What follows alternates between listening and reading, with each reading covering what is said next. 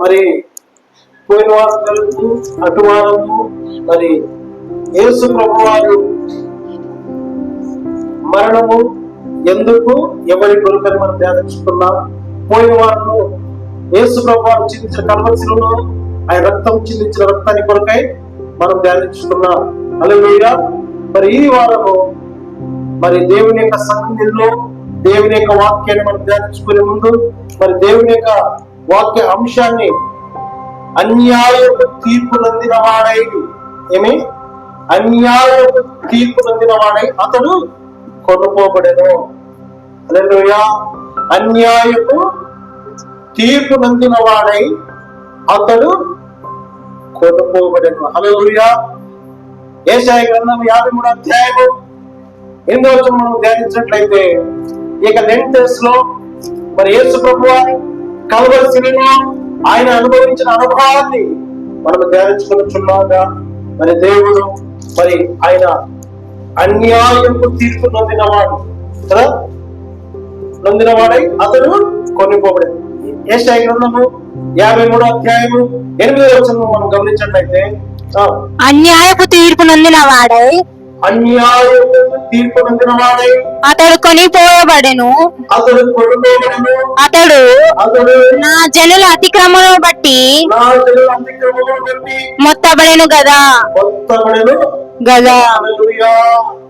ప్రభునందు ప్రియమైన దేవుని యొక్క సంగమా, మరి అతడు ఎవరన్నా అన్యాయ తీర్పు నందిన వాడని అంటే ఆయన లోకానికి లోక రక్షకుడుగా నిన్ను నన్ను రక్షించడానికి ఆయన శరీరధారిగా లోకానికి మహిమ సింహాసనం వదులుకొని ఆయన లోకానికి వచ్చినప్పుడు మనం చేసిన పాపాన్ని బట్టి మన శాపాలను బట్టి మనం అనుభవించాల్సిన అన్యాయాన్ని తీర్పును మన కొరకై ఈ లోకానికి వచ్చి ఆయన అనుభవిస్తున్నాడు. అన్యాయపు తీర్పు నొందిన వాడై అతడు కొనిపోబడెను. అతడు నా జనుల అతిక్రమను బట్టి మొత్తబడెను గదా.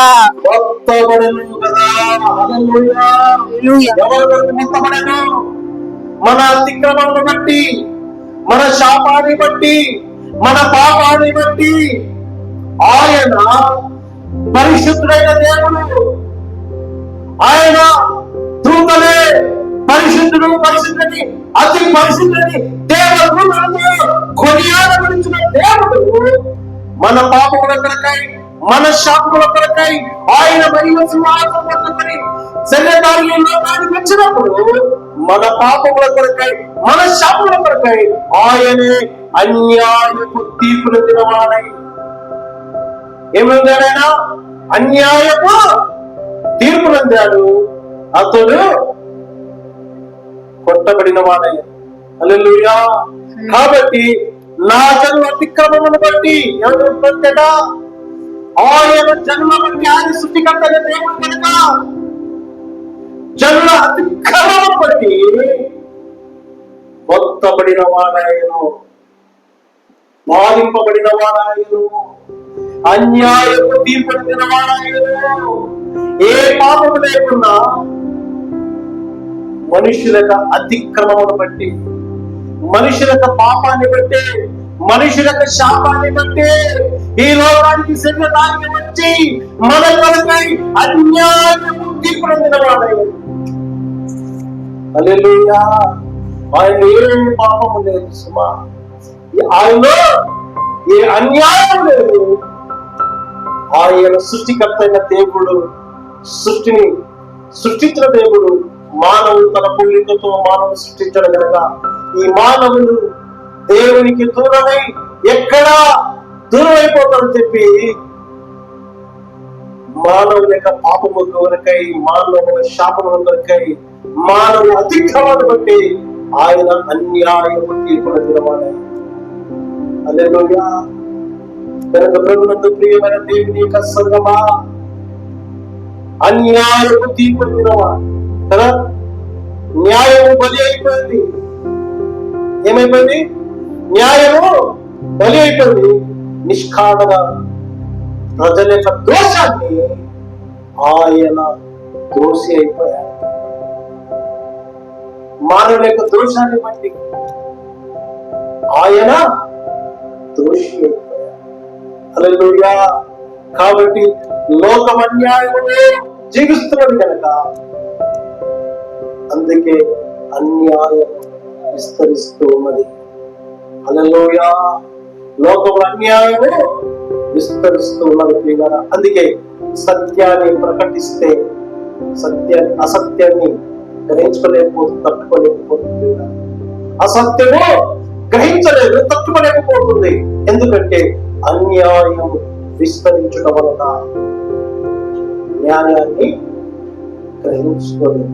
అందుకే పరిశుద్ధుడైన దేవుడు ఆయన మహిమ సింహాసనం వండుకొని భూలోకానికి వచ్చి మన అతిక్రమం బట్టే అది అన్యాయ తీర్పును తినవాడా. హల్లెలూయా. మన పాపముల కొరకై, మన శాపముల కొరకై ఆయన అన్యాయపు తీర్పును తినవాడా. హల్లెలూయా. ప్రభునందు ప్రియమైన దేవుని యొక్క సంగమా, మొదటి యోహాను రాసిన పత్రిక 5వ అధ్యాయం 19వ వచనం. మొదటి యోహాను రాసిన పత్రిక 5వ అధ్యాయం 19వ వచనం గమనించినట్లయితే సాతానుకు సింహాసనం ఇచ్చేశాడు కదా. సాతాను ఎక్కడికి కూర్చున్నాడు? సింహాసనం మీద ఎక్కి కూర్చున్నాడు. అందుకే లోకం దృష్టి అంతా సాతానులకు పడిపోయింది. మనము దేవుని సంబంధములనియు అనియు లోకమంతయు దుష్టుని ఎందున్నవనియు ఎరుగుదుము.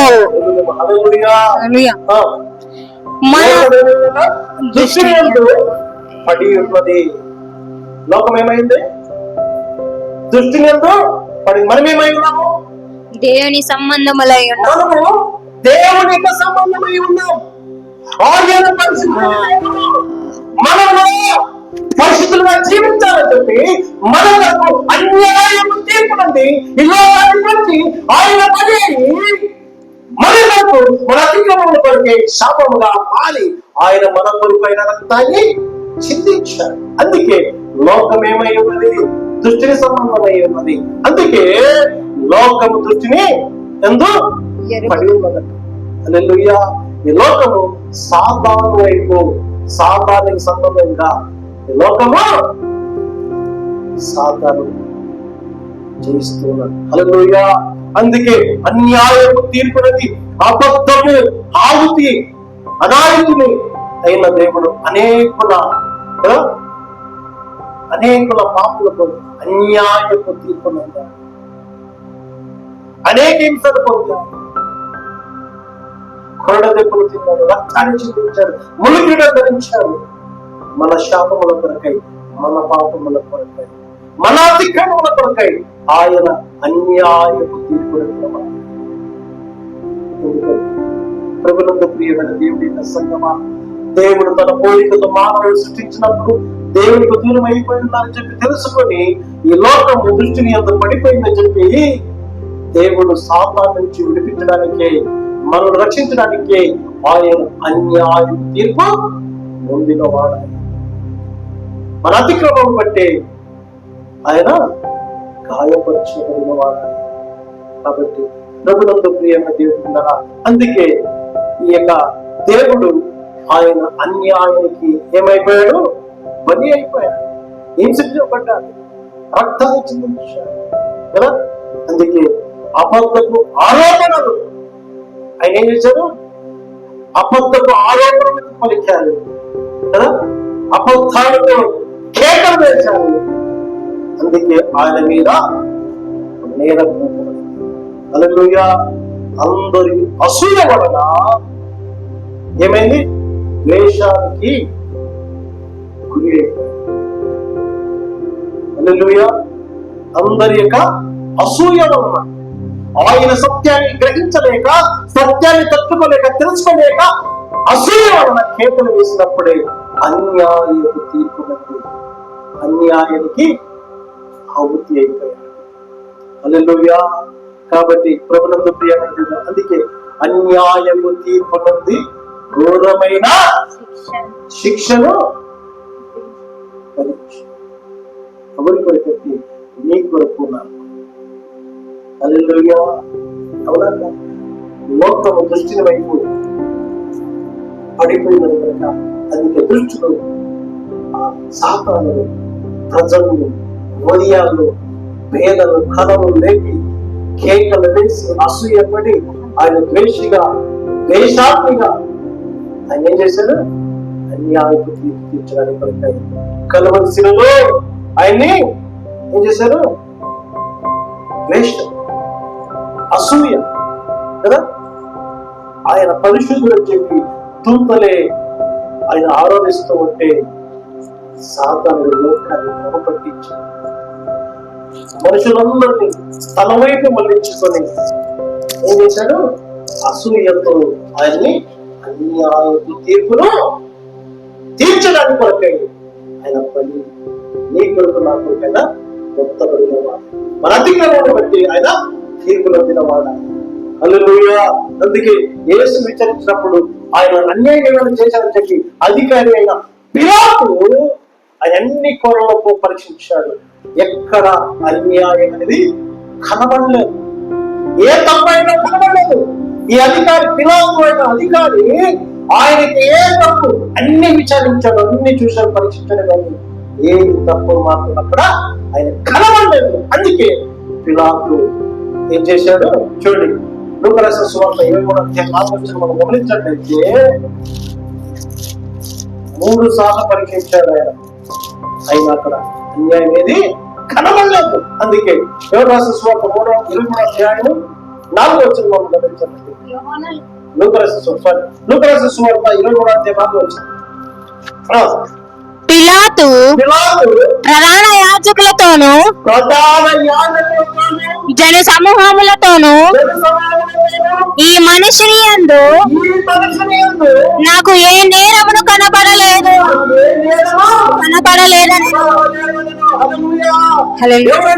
ఈ పిలాతు అధికారి జనసమూహంతో న్యాయాధికారులను అందరి నిలబడి యేసు ప్రభువును గురించి విచారించినప్పుడు అక్కడ ఆయననే యేసు ప్రభు యొక్క ఏ తప్పులు ఏ నేరలు కనబడలేదని చెప్పి పిలాతే సాక్ష్యం చెప్తూ ఉన్నప్పుడు అక్కడ కూడిన జన్మంతా కూడా ఆయన మీద కేకలు వేస్తూ ఉన్నారు, అసూయతో కేకలు వేస్తూ ఉన్నారు. అందుకే ప్రభునందు ప్రియమైన దేవుని యొక్క సంగమ 22 చూడండి. అక్కడ 3 సార్లు అంటే ఎన్నిసార్లు? 3 సార్లు పరీక్షించారు. ఒక్కసారి కాదు, 2 సార్లు కాదు, 3 సార్లు పరీక్షించిన ఆయన ఏ తప్పు అన్యాయం అక్కడ కనబడలేదు. 3వ మారు అతడు ఎందుకు ఇతడు ఏ దుష్కార్యము చేసెను, ఇతని యందు మరణమునకు తగిన నేరమేమీ నాకు కనబడలేదు.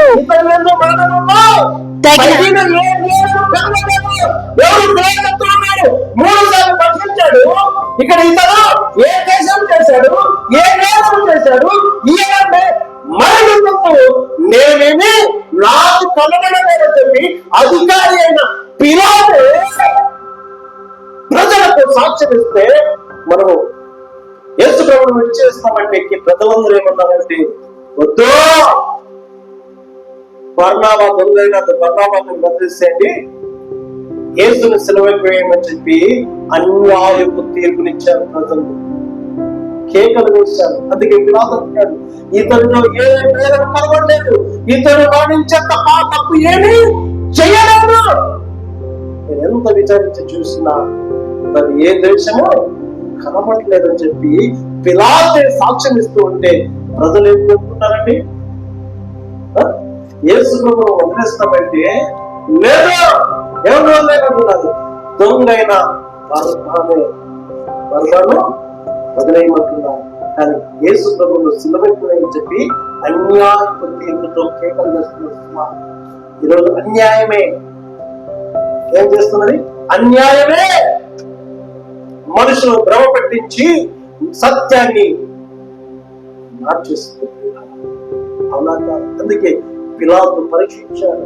ప్రజలకు చెప్తున్నాడు, ఇతను ఏ నేరం చేయలేదు, మరణంత పాపం ఏది తప్పేది చేయలేదు, ఇతన్ని వదిలేస్తామంటే ప్రజలు ఏమంటారంటే, వద్దు, ఇతని పాపం మా మీద మా పిల్లల మీద ఉంటాయో ఉన్న ప్రజలు అంటున్నారు. ఎందుకంటే మా మీదను మా పిల్లల మీద ఇతని యొక్క శాపం వచ్చిన పర్వాలేదు, కానీ ఇతని మాత్రం ప్రజలకు సిలువకే వెయ్యండి అని చెప్పి ప్రజలు అజ్ఞానంలో కలిగి ఉండిపోయారు. ఎక్కడ? లోకం సాతాను యొక్క భ్రమలో పడిపోయారు, సాతాను యొక్క చుట్టూలో ఇరుక్కుపోయారు. కాబట్టి అందుకే సత్య దేవునికి, లోకానికి లోక రక్షకుడు వచ్చి లోకాన్ని రక్షించడానికి, శాపాన్ని విడిపించడానికి వచ్చిన లోక రక్షకుని అధికారి అయిన పిలాతే ఈయన పరీక్షిస్తున్నప్పుడు ఈయన ఏ తప్పు లేదు, ఏ దొరికినలో పాపము లేదు, ఏది ఈయన మరణించేంత శిక్ష పొందుకునేంత శిక్ష ఏది తప్పు చేయలేదని చెప్పి 3 సార్లు పిలాతు ఆయన అధికారి చెప్పుచున్నా కూడా ప్రజలు వినట్లేదు. ప్రియులారా, ప్రజలందరూ ఏమంటారంటే, ఈయన యొక్క దోషము ఈయన మా మీద మా పిల్లల మీద ఉన్న పర్వాలేదు, కానీ ఈయనే సిలువకి మేము చెప్పి సిలువకు వేయాలని చెప్పి ప్రజలందరూ కూడా అక్కడ ఏం చేశారు? కేకలు వేస్తూ ఉన్నారు. ప్రియులారా, అందుకే అన్యాయపు తీర్పు ఆయన ఏ తప్పు చేయలేదు, ఏ పాపము చేయలే, ఆయన ఏ దోషం కనబడలే, అధికారికి తెలుసు. అందుకే పిలాతు యొక్క భార్య అధికారికి చెప్పింది, ఆయన జోలికి నువ్వు వెళ్ళొద్దు, ఆయన పాపము చేసే దేవుడు కాదు, ఆయన తప్పిన ఏ తప్పు లేదని చెప్పినప్పుడు ఈ పిలాతు ఎంత చెప్పినా ప్రజలు వినట్లే, అధికారి యొక్క మాటలు వినట్లే. ప్రజలందరూ కూడా ఆయన తీర్పు ఏమిస్తున్నారు? సిలువ వేయాలని చెప్పి కేకలు వేస్తున్నారు, కానీ అధికారి గ్రహించుకొని చెప్పినా, విచారించి చెప్పినా ఎవరక్కడ వినట్లేదు. అందుకే పిలాతు ఏం చేశాడంటే, తన చేతులు కడుక్కొని అన్యాయ తీర్పుకు తీర్చడానికి యేసు ప్రభువును ప్రజలకు అప్పగించినప్పుడే యేసు ప్రభు వారిని ఏం చేశారు? సిలువకు వేశారు. ఈరోజు చాలా మంది జీవితాలు, చాలా మంది ఏమవుతారంటే, సిలువ వేసిన వ్యక్తి సిలువలో 3 మురేకులు పీక్కోలేదని చెప్తున్నాను, కానీ సిలువ వేసిన తర్వాత జరిగినది ఎవరు కూడా గ్రహించుకోలేకపోతున్నారు, ఎవరు దాన్ని తెలుసుకోలేకపోతున్నారు. సిలువకు వేయబడిన తర్వాత ఆయన మృత్యుంజడి తిరిగి సమాధిని చీల్చి లేచిన దేవుడు, ఆయన సజీవమైన దేవుడు, అది మర్చిపోతున్నారు సమాధి. హల్లెలూయా, అవునా కాదా? 3వ రోజు మృత్యుంజడి తిరిగి లేచిన దేవుడు, సజీవమైన దేవుడు. అందుకే ఆ పిలాతు చెప్తూ ఉన్నాడు, ప్రజలారా వినండి, నేను ఏ నేరం చేయలేదు, ఏ తప్పు చేయలేదని చెప్తూ ఉన్నా ప్రజలు పట్టించుకున్నారు, అన్యాయానికి కేకలు వేస్తున్నారు. చాలా మంది ఈరోజు చేయలేని నేరాలు చేసి ఎంతో శిక్షణ అనుభవించే వాళ్ళు. ఎందుకంటే లోకం అన్యాయంలో సాతాను యొక్క ముక్కులో చిక్కుబడి కాబట్టి, అపవాది చేతుల్లో న్యాయము చిక్కున్నది కాబట్టి, అందుకే న్యాయం జరగట్లేదు. యథార్థమైన మనుషుల పైన అబద్ధాలు సాక్ష్యం చెప్పడం, నిందలు వేయడము, కదా, నిర్దోషిగా దోషిగా చేయడము లోకము ఏం చేస్తున్నది? అపవాది చేతిలో చిక్కుంది కాబట్టి. అందుకే ప్రభునందు ప్రియమైన దేవుని యొక్క సంగమా, ఈ పిలాతు అంటున్నాడు, ఆయన ఏ అన్యాయం కనబడట్లేదు, తీర్పు ఏమి బహుజనులు ఏం చేస్తున్నారు? అక్కడ సంతోషము, మనుషులు సంతోష పెట్టడానికి చూస్తున్నారు. ఈయన అధికారి ఉంది, అధికారమైన వ్యక్తి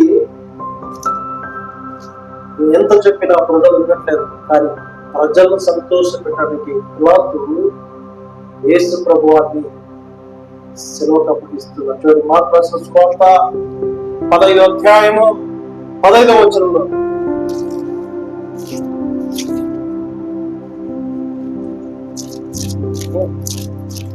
మార్కు సువార్త 15వ వచనము. పిలాతు పిలాతు జనసమూహమును సంతోషపెట్టుటకు మనసు గలవారి వారికి బరాబను విడుదల చేసి యేసును కొరడాలతో కొట్టించి సిలువ వేయనప్పగించెను. హల్లెలూయా, హల్లెలూయా. ప్రభునందు ప్రియమైన దేవుని యొక్క సంగమా, ఈ అధికారి అయిన పిలాతు ఎవరిని సంతోషపెట్టాలని, జనులను సంతోషపెట్టాలని చెప్పి లోక రక్షకుడైన సర్వ సృష్టికర్త అయిన దేవుణ్ణి నీ కొరకు నా కొరకు పాపములకు మన అతిక్రమములకు బలేయడానికి వచ్చిన అన్యాయపు తీర్పును పొందడానికి వచ్చిన యేసయ్య ఏమన్నాడు? ఆయన ఏమన్నాడు? మనుషులను జనసమూహం సంతోషపెట్టినప్పుడు మనస్సు కలిగిన వాడయ్యాడు. ఎవరు సంతోషపెట్టుకున్నాడు? సత్యాన్ని కప్పివేసి కదా అన్యాయాన్ని మనుషులు సంతోషపెట్టడానికి కొరకై పిలాతు అటువంటి మనసు కలిగాడు. ఎవరు సంతోషపెట్టారు? న్యాయాన్య మనుషుల. ఈరోజు ఏం జరుగుతుంది ప్రియులారా? అందుకే సత్యాన్ని సంతోష పెట్టడానికి, అన్యాయాన్ని సంతోష పెట్టడానికి చూస్తుంది కానీ సత్యాన్ని అసత్యంగా మాట్లాడి చూస్తుంది. అందుకే పిలాతు మనుషులను సంతోష పెట్టడానికి చూశాడు కానీ సర్వ సృష్టికర్త అయిన దేవుడు, న్యాయవంతుడైన యేసయ్యను సంతోష పెట్టాలని చెప్పి గ్రహించుకోలేదని, తెలుసుకోలేకపోయాడు కదా. అందుకే ఆయన ఏం చేశాడు? వారికి ఆ రోజు విడుదల, ఎవరు విడుదల చేయమని? యేసయ్యని విడుదల చేస్తానని పేదలు పిలాతు చెప్తే ఎవరో ఒప్పుకోలేదు కానీ మనుషుల యొక్క కేకలు చూసి, మనుషుల యొక్క ఆర్భాటం చూసి పిలాతు మనుషులు సంతోష పెట్టాలని చెప్పి బర్బాను విడుదల చేసి,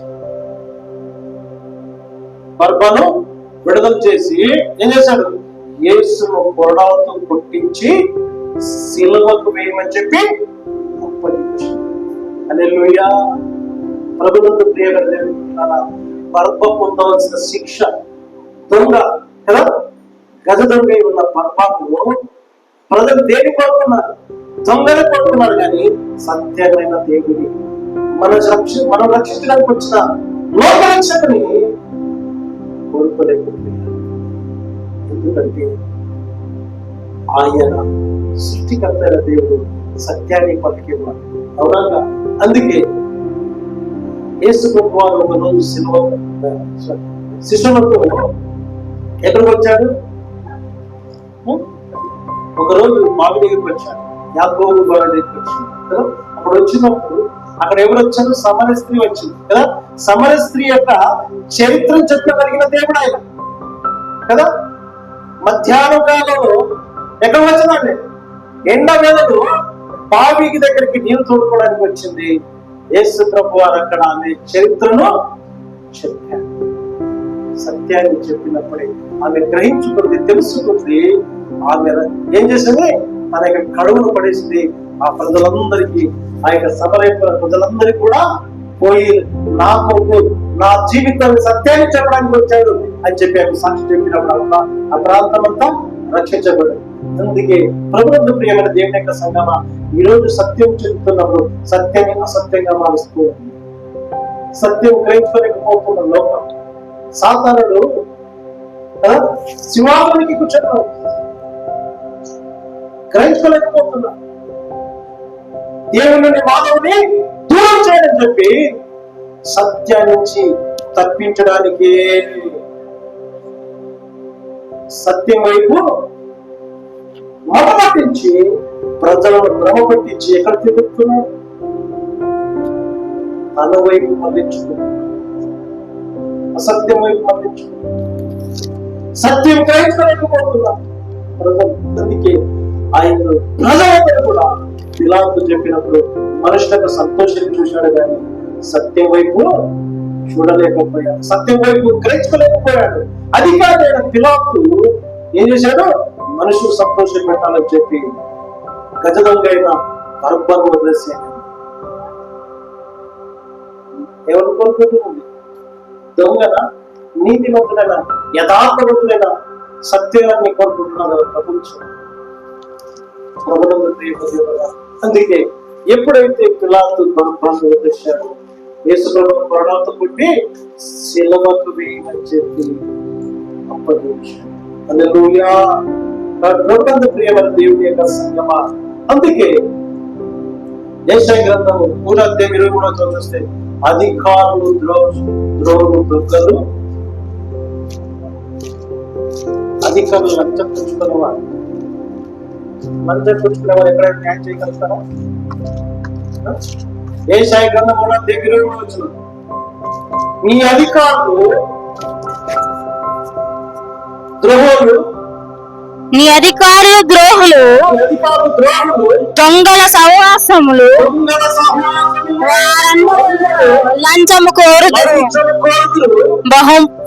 బహుమాలు కనిపెట్టుదురు. హల్లెలూయా. దేని కొరకు అధికారులు? దేని కొరకు?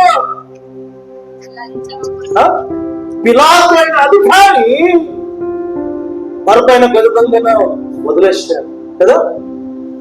బరబ్బను పొందవలసిన శిక్ష అన్యాయపు తీర్పు నుంచి యేసు ప్రభువు వారు శిలువకు అప్పగించారు. అందుకే నీ అధికారులు ఏం చేస్తారంట? నీ అధికారులు ద్రోహులు, దొంగల సహవాసులు, వారందరూ లంచము కోరుదురు. హల్లెలూయా. అన్యాయం కొరకు ఎవరు? అధికారులు ద్రోహులై ఉండి లంచము సావాసముకు కోరు వారందరూ లంచములో కోరుదరంట, బహుమానము కోరుతారంట. అన్యాయం చేసేవారు. హల్లెలూయా. అన్యాయం చేసేవారు ఎప్పుడు దేశాన్ని ఏం చేస్తారు? పాడు చేస్తారు. అందుకే ప్రభునందు ప్రియమైన దేవుడా, వాళ్ళు లంచం కొరకు. అందుకే అధికారి అయిన పిలాతు మనుషులు సంతోషపడ్డారు. మరొకైన దొంగను వదిలేశాడు. సర్వలోకాన్ని సృష్టికర్తను రక్షించడానికి వచ్చిన లోక రక్షకుని శిలువ వైపు కొరడ దెబ్బలతో కొట్టడానికి శిలువ వేయడానికి అప్పగించాడు. అందుకే నీ అధికారులు ద్రోహులు. వాక్యం ఏమంటుంది? నీ అధికారులు ద్రోహులు, దొంగల సహవాసులు. ఎవరు సహవాసులు? వాళ్ళు బరబ్బ దొంగ కదా, గజ దొంగ కదా, బరబ్బను శిక్షించారు కదా. మరి బరబ్బను ఎందుకు శిక్షిస్తారు? యేసు వాళ్ళు ఆయన పరిశీలించినప్పుడు ఆయన ఎక్కడ నేల కనబడలేదు. అయితే అధికారులు ద్రోహులు అంట. ఏంటి? అధికారులు ద్రోహులు, దొంగల సహవాసం కలిగిన వారు కదా. వారందరూ లంచం కోరుతారంట. ఏం కోరుతున్నారు? లంచం కోరుతున్నారు. మానవుల కొరకు కనిపెట్టారు. ఏం కోరుతున్నారు? బహుమానులు పొందుకోవడానికి, ప్రజల యొక్క సంతోషం పొందుకోవడానికి కదా, ప్రజల యొక్క ఘనత పొందుకోవడానికి సత్యాన్ని అసత్యంగా మారుస్తుంది. హల్లెలూయా. అధికారులే దొంగలకు లోపడుతున్నారు పిల్లరా. అధికారులే దొంగలకు లోపడుతున్నారు. అధికారి అయిన పిలాతు మరొకైన గజ దొంగకి లోపడ్డాడు కదా. గజ దొంగనే వదిలేశాడు, మరొకని వదిలేశాడు. కానీ లోకరక్షకుని రక్షించడానికి వచ్చిన యేసయ్యను శిలువకు అప్పగించాడు. అంటే ఈ అధికారులు ద్రోహులంట. ఏమిటట? అధికారులు ద్రోహులు, దొంగలేక సావాసం కలిగిన వారంట.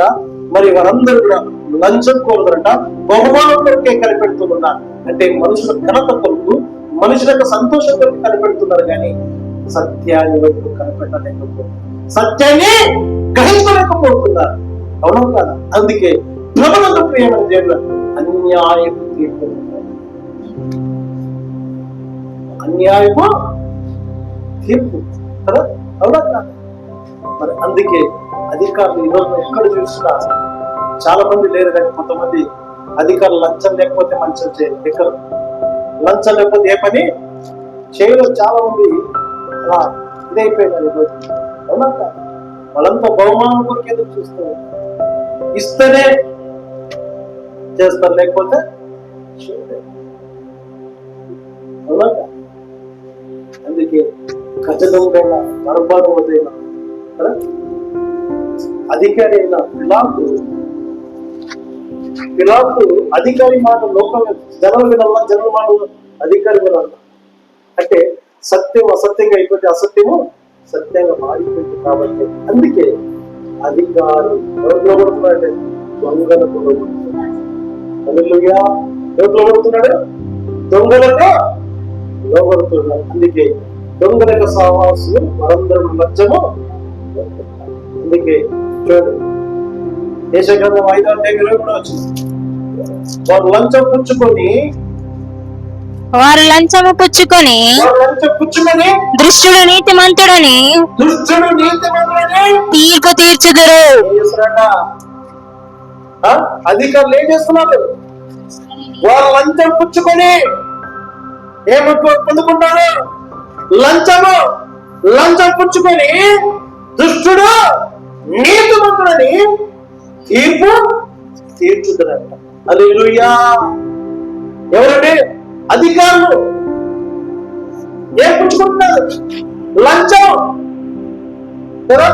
అందుకే వారు లంచం పుచ్చుకునే దుష్టుడు నీతిమంతుడని తీర్పు తీర్చుతారు.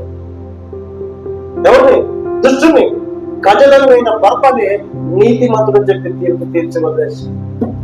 హల్లెలూయా. పిలాతు అధికారులు ఉండి ఈయన గ్రహించినప్పుడు, ఈయన పరిశీలించినప్పుడు యేసు ప్రభు ఏదో నేరమో చేయలేదని చెప్పిన వ్యక్తి మనుషులు సంతోష పెట్టడానికి భర్తను వదిలేశాడు. యేసు ప్రభును సిలువలో అప్పగించాడు. అందుకే ప్రభునందు ప్రియమైన దేవుని యొక్క సంగమా, దేవుని యొక్క వాక్యం అందుకే స్పష్టంగా రాయలేదు. ఏమని? వారు అంతా పుచ్చుకొని దుష్టుని నీతిమంతుల తీర్పు తీర్చుదు. నీతిమంతుల నీతిని దుర్నీతిగా కనబడుతుంది. నీతిమంతుని యొక్క నీతి దుర్నీతిగా కనబడుతుంది. నీతిమంతుడు పరిశుద్ధుడైన దేవుడు ఈ లోకానికి నీతిని సృష్టించడానికి వచ్చిన సృష్టికర్త దేవుడికి అన్యాసం ఏం కనబడింది? అవినీతి మంత్రులకు ఏం కనబడింది? నీతి మంత్రుని యొక్క నీతి దుర్నీతిగా కనబడింది. ఏం కనబడింది? దుర్నీతిగా. అంటే నీతి మంత్రుని యొక్క నీతి దుర్నీతి అంటే తాగుబోతు అంటే ఏమంటారు? అంటే తాగుబోతుడే మంచోడు, తాగుబోతు చెప్పేవాడే చెడ్డోడు. వ్యభిచారం చేసేవాడిని చూసి వ్యభిచారం చేయదని చెప్తే వ్యభిచారం చేసేవాడు మంచోడు, వ్యభిచారం చేయదని చెప్పడం వల్లనే చెడ్డవాడు. అవునా? హల్లెలూయా. మోసం చేసేవాడిని వాడిని మంచోడు కాదని, మోసం చేయదని చెప్పేవాడిని మంచోడు కాదని లోకం. హల్లెలూయా. అవునా కాదు? అంటే నీతిని అవినీతిగా తీర్చేస్తుంది, నీతిని అవినీతిగా మార్చేస్తుంది. ఇది ఎక్కడ? అవునా? ఒక వాట్సాప్ వచ్చింది. ఒక ఏదో దేశం సరిగ్గా వెళ్ళాను కానీ ఆ దేశం వల్ల ఒక అధిక ఉద్యోగం చేస్తూ ఉన్నప్పుడు చెయ్యలేని నేరం ఆయన మీద మోపి ఆయనకి సజీవంగా యావతీవ శిక్ష, అంటే కాలం బ్రతికున్నంత కూడా జైల్లోనే ఆయన అనుభవించాలని చెప్పి 70 సంవత్సరాలే మనకు అనుభవించారు. చెయ్యలేని నేరం. ఈరోజు చాలా మంది కూడా కోర్టు కేసులో కూడా చేయలేని నేరం కోసం చేసినారని చెప్పి కోర్టు తీర్పిస్తే ఎంతమంది ఈరోజు తీర్పులో అన్యాయం తీర్పు పొందుకొని సజీవ ఆ శిక్షణ అనుభవించడం ఎంతమంది లేదు. అవునా? కానీ మానవుడు ఏమిస్తాడు అదే పంట కోస్తాడు, అది మర్చిపోతున్నాడు సార్. హల్లెలూయా. అవునా కాదు? అందుకే నీతిని ఏం చేస్తున్నారంట? దుర్నీతిగా మార్చేస్తుంది, సత్యాన్ని అసత్యంగా మార్చేస్తుంది. ఎవరు? అధికారులు. హల్లెలూయా. మరి ఎందుకంటే లంచం పుచ్చుకుంటారు కాబట్టి, లంచాన్ని పుచ్చుకుంటారు కాబట్టి అందుకే కోర్టులో కూడా న్యాయాన్ని అన్యాయాన్ని న్యాయంగా తీర్పు తీరుస్తుంది. అందుకే ప్రభునందు ప్రియమైన దేవుని యొక్క సంగమా, యేసు ప్రభు ఏ తప్పు చేయకపోయినా, ఏ పాపం చేయకపోయినా నీ కొరకు నా కొరకే ఆయన మన కొరకు శిక్షను భరించి అన్యాయపు తీర్పు పొందాడు. మన అతిక్రమం బట్టి నలగొట్టబడ్డాడు, కొరడ దెబ్బలు తిన్నాడు, మూలికలు ధరించుకున్నాడు, ముఖం మీద పెంచుకున్నాడు. ఎందుకంటే లోకము వైపు సాతానుడు సింహాసనం మీద ఎక్కి కూర్చున్నాడు కాబట్టి, అందుకే ఆయన అన్యాయం తీర్పు పొందవలసింది. హల్లెలూయా. ఆయన పరిశుద్ధమైన దేవుడు, లోక రక్షకుడు, సత్యదేవుడై ఉండి కూడా ఆయన మన కొరకు, మన శాపము కొరకే ఏమనుభవించాడు? శాపాన్ని అనుభవించాడు, పాపాన్ని అనుభవించాడు. కాబట్టి ప్రభునందు ప్రియమైన దేవుని యొక్క సంగమా, అందుకే ప్రభునందు ప్రియమైన దేవుని యొక్క అబద్ధాన్ని సృష్టించి ఏం చేస్తున్నారు? అన్యాయపు సాక్ష్యం పలుకుటకై దుష్టులతో కలుసుకునే అధికారులు ఉన్నంత వరకు న్యాయము రాజ్యమే. న్యాయమే అన్యాయము రాజ్యం. అన్యాయం చేసుకో, అన్యాయపు తీర్పునిచ్చాడు. అన్యాయపు తీర్పునిచ్చి ఆయన ఊరిలో తీర్పును ధరించాడు, ఒక్కొక్కరు తీర్చాడు, కొరడలు కొట్టారు. అన్యాయమే సింహాసనం ఎక్కినప్పుడు అన్యాయమే తీర్పును తీరుస్తుంది. న్యాయం వచ్చింది కాబట్టి ప్రభునందు ప్రియమైన దేవుడు తప్పు చేసి కాదు, మన అతిక్రమం నిమిత్తమే ఆయన మనం ఆయన తప్పు చేశాడా? ఆయన పాపం చేశాడా? ఆయన ఏదైనా చేయలేని నేను ఏదైనా చేశాడా? ఏది చేయలేదు. ఎందుకంటే మన తప్పుల కొరకే, మన శాపముల కొరకే, మన పాపముల కొరకే ఆయన అన్యాయంగా తీర్చబడ్డాడు. హల్లెలూయా. కాబట్టి అందుకే ప్రభునందు ప్రియమైన దేవుని యొక్క సంగమా, 1 పేతురు 1:20 గమనించినట్లయితే ఆయన అన్యాయానికి గురి అయ్యారు, మేలు చేసి శ్రమను అనుభవిస్తున్నారు. 1 పేతురు 1:20 ఆయన జగతి పునాది వేయబడక మునిపే నియమింపబడేను గాని తాను మృతుల నుండి. ఎప్పుడు జగతి అంటే సృష్టించినప్పుడు, సృష్టించక మునిపే, జగతి పునాది వేయబడక మునిపే ఆయన నియమింపబడేను గాని తాను మృతుల నుండి లేపి తనకు మహిమనిచ్చి దేవుని ఎడల తన ద్వారా విశ్వాసులైన మీ నిమిత్తము కడవరి కాలమందు ఆయన ప్రత్యక్షింపబడెను. హల్లెలూయా. 1 పేతురు 1:20. హల్లెలూయా. ఏం పొందాడట? శ్రమ. కాబట్టి ప్రభునందు ప్రియమైన జగత్తి పునాది వేయబడక మునిపే ఉన్న దేవుడు ఆయన శ్రమ. ఏంటంటే శ్రమ. అందుకే ప్రభునందు ప్రియమైన దేవుని యొక్క సంగమం ఏం పొందాడా? సత్యాన్ని అసత్యంలో జీవిస్తున్నాం, సత్యంలో మరణించడానికి, సత్యం వైపు తిప్పడానికి, సత్యం నిలబెట్టడానికి ఆయన ఈ లోకానికి వచ్చినప్పుడు లోకం ఆయన ఏం చేసింది? అసత్యం వైపు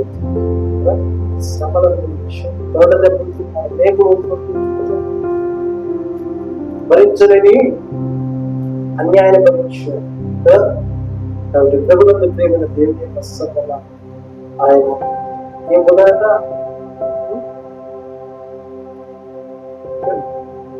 జగత్తున్నది వేయబడక మునిపే నియమబడని గాని తన్ను మృతుల నుండి లేపి తనకు మహిమపరచ దేవుని ఎడలా. ఎవరెడలట?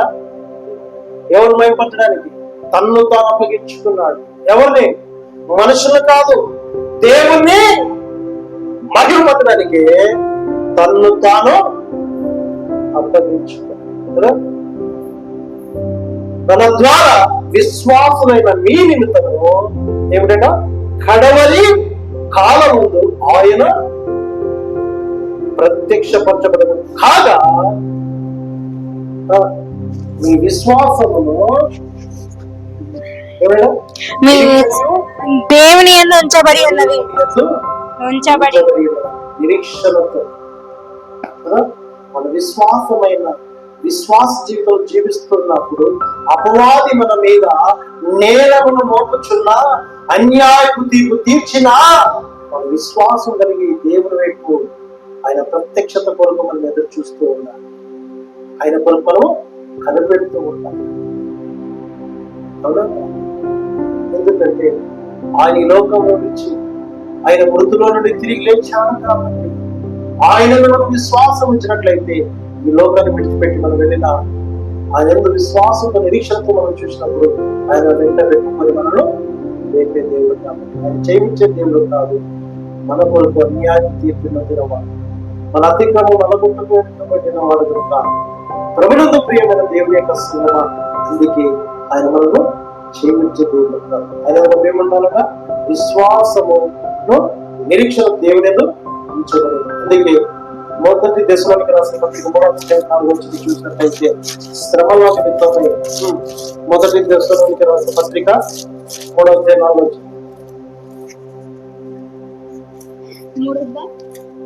వచనం. ఈ శ్రమ వలన ఎవడను కదిలింపబడుకుంటున్నట్లు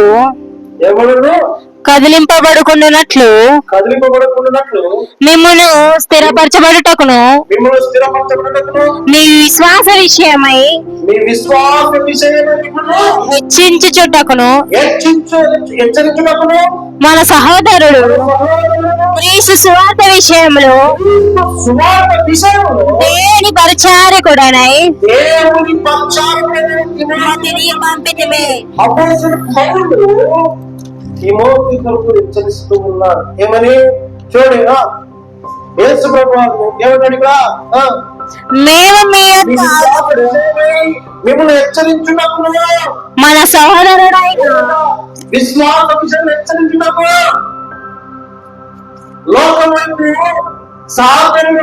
ప్రవర్తిస్తున్నాడు కనుక, విశ్వాసులు అవిశ్వాసులు ప్రవర్తిస్తున్నాడు కనుక, అందుకే భక్తుడైన పౌలు తిమోతిని పంపిస్తున్నాడు. ఏమిటంట, మీ విశ్వాసమైన హెచ్చరించుటకు మన సహోదరుడు క్రీస్తు సువార్త విషయంలో దేవుని పరిచారకుడైన తిమోతిని పంపితిమి. ఎవరిని?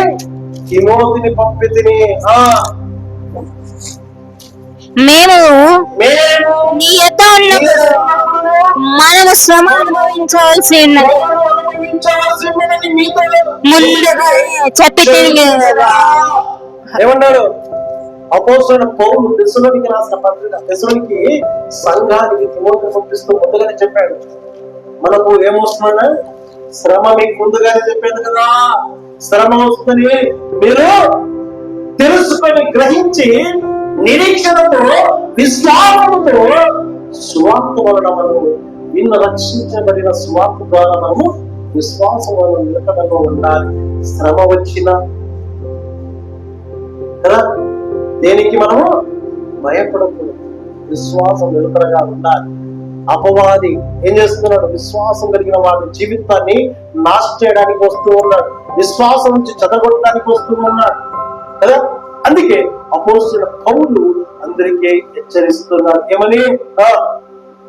అలాగే జరిగింది, అనుభవించవలసినది మీతో ముందుగానే చెప్పి తిని కదా, అలాగే జరిగినది.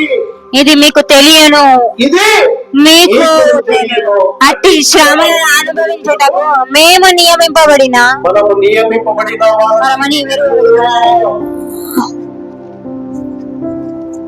హల్లెలూయా. సత్యం వైపు సత్య సువార్తను ప్రకటించడానికి వచ్చినప్పుడు శ్రమను అనుభవించవలసిందే కదా. సత్యమందు విశ్వాసం కలిగిన మనము కూడా విశ్వాసంగా నిలకడగా నిలబడాలి. ఎందుకంటే శ్రమ రావచ్చు. అందుకే యేసుప్రభు వారు అన్నారు, మీకు శ్రమ వచ్చిన కానీ ఎంత శ్రమ వస్తుందా మీరు అనుభవించవలసిన భరించవలసిన శ్రమ అంతే వస్తుంది తప్ప తర్వాత నేను దాన్ని వాటిని తీసివేస్తాను అన్నారు. అందుకే శ్రమను చూసి మనం భయపడకుండా, శ్రమల వైపు మనం భయపడి మన విశ్వాసాన్ని నిరీక్షణను కోల్పోకూడదు. అవునా కదా? యేసుప్రభు వారు సృష్టికర్త దేవుడు న్యాయాన్ని ఆయన అందుకే ఈ లోకానికి వచ్చినప్పుడు అన్యాయంతో జీవిస్తున్న లోకాన్ని న్యాయాన్ని తీర్చడానికి వచ్చినప్పుడే అన్యాయాన్ని న్యాయానికి తీర్పు తీర్చింది. అవునా కాదు? అందుకే మనం శ్రమలను చూసి భయపడకూడదు, మనము దేనికి భయపడకూడదు. అందుకే 1 పేతురు 3:21 మనం ఒకసారి మనం ధ్యానించినట్లయితే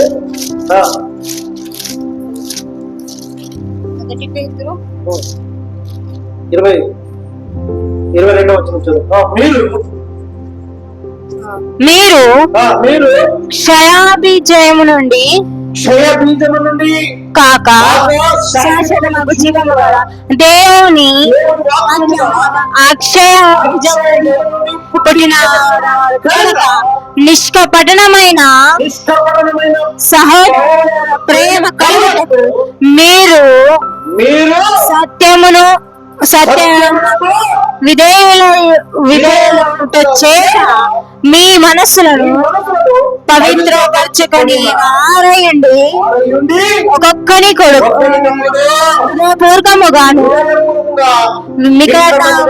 ప్రేమించుడి. హల్లెలూయా. ఏమిట? ప్రభునందు ప్రియమైన దేవుని యొక్క సంగమా, అందుకే మీరు క్షయ బీజము నుండి కాక, ఏ బీజము? క్షయ బీజం అంటే అన్యాయమైనది బీజం, అక్షయ బీజం అంటే న్యాయమైనది.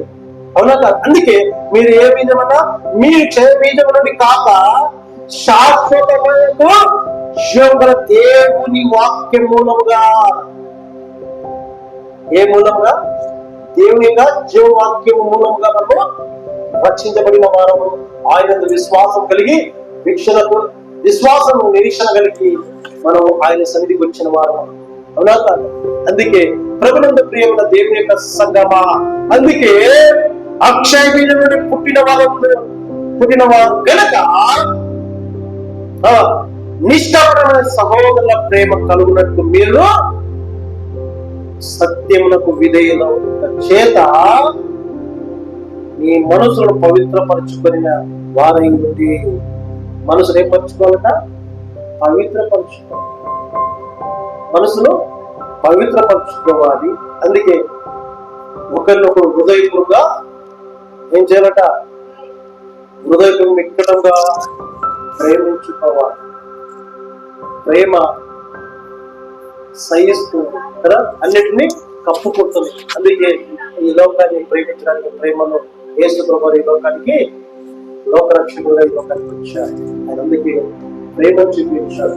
ఆ ప్రేమే ఈరోజు మానవుడికి ఏమైపోయింది? శాపంగా మారిపోయింది. అవునా?